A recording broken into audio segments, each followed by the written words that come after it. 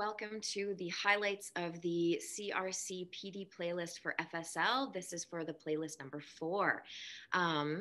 Today we'll be talking about the mindset of a second language learner. I am Shayna Engel and I work for Rocky View Schools.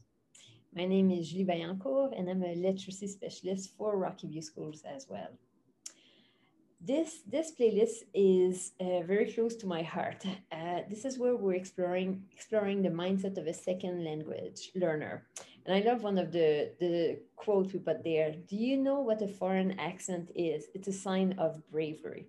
And that's something that I have experienced over the years with teachers who are teaching FSL or FI, French immersion, who don't feel confident, who often will address me in English, even though they're fully bilingual, because they're afraid that they would make mistakes, because they're afraid that their accent is too strong. I think this is something that we need to shift our mindset and we need to embrace. We have an accent, but guess what? We are speaking a second language. That's a gift on its own. And I think we need to share that with our students so they can take risks, that they can do the same thing in their learning while they're learning their language, their second language. I also love this one, fail, first attempt in learning. I'm not sure if this is where, Shayna, you want to share your experience when you... Sure. So I often try and share with my students my stories of when I've made mistakes in French, because my French isn't perfect and I'm always learning.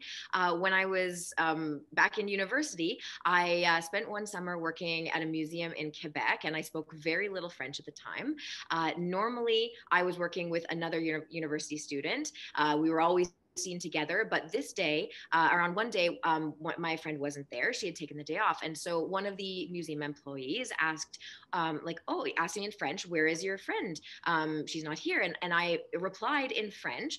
I meant to say je travaille seul aujourd'hui, which means I'm working alone today, but instead I said je travaille saoul aujourd'hui, which means I'm working drunk today. And I love to tell that story to my students because it shows, number one, don't be afraid to make mistakes. And number two, because when you make mistakes, they can often be hilarious. Some of my best stories come from my French mistakes. And so I try and be really upfront about my own experiences as a language learner to try and give permission to my students to take those risks. And then we're learning, because I'm sure now you will never forget how to say alone in French anymore. So one of the first things we wanted to approach was how to encourage risk taking. It's easy. We say that all the time. Oh, take risks, do it. But we want to create an environment where students feel safe in taking risk. So we've shared a few strategies here, but one thing that we love is the linguistic risk-taking passport. We shared with you the link. This is a document that's created by the University of Ottawa. And when you click here, it's just a place for you as a teacher to for students to record whenever they're taking risk. We want to make that process visible for them. They might be taking risk, but as teachers, we don't see it. And often as learner, we don't see it. So by keeping track of it, this is one place that you can show your students, wow, look how much growth you've done. Look how often you've tried. Now, this is just a template, but you can definitely change it to your own context. Did I try to send a text in French? Did I try to order something in French? Now I do understand that here we may not live in a place where there's opportunities in the communities to speak in French, but that could be within the school, within the class, in the hallway with your teacher. So there's different possibilities where you can take risk. And I think maybe that's something that as a class, you can find those places where they would feel comfortable in taking risk.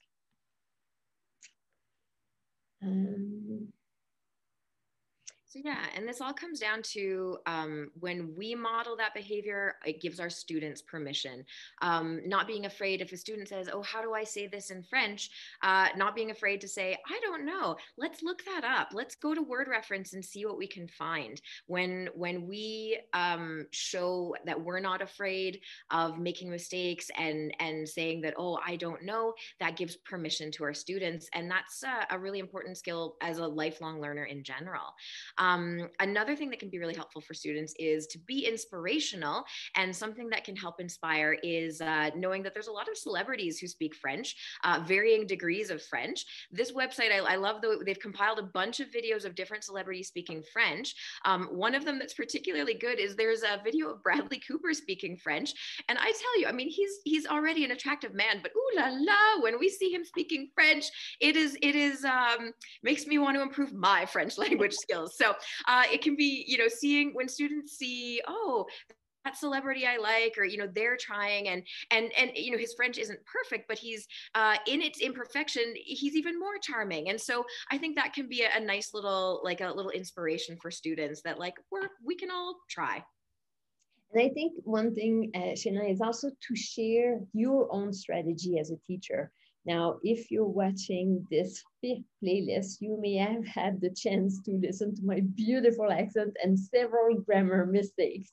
Um, but you cannot stop at this. You cannot just say like, oh, I'm not going to try because I'm afraid I'm going to make a mistake or I'll make grammar mistake. I think the key here that we want to share with our learners that we want to for them to be able to communicate, to make the message, to pass their ideas to someone else, right? And it doesn't matter if you have a little mistake here and there or if you have a strong accent, but you have to be able to share your strategy. I know me, I rely on the facial expression of my audience. So I can tell now with Shayna, when we've been practicing a few of these recording, whenever I'm saying words by her face like this, like, oh, I don't think I said that right. So make sure to share those tips and tricks with your students. The next one is acknowledge that there's a second language anxiety. Um, and that's a real thing. We're all afraid to make mistakes. We're all insecure, but that's a normal feeling. And I think we want to share that with our students.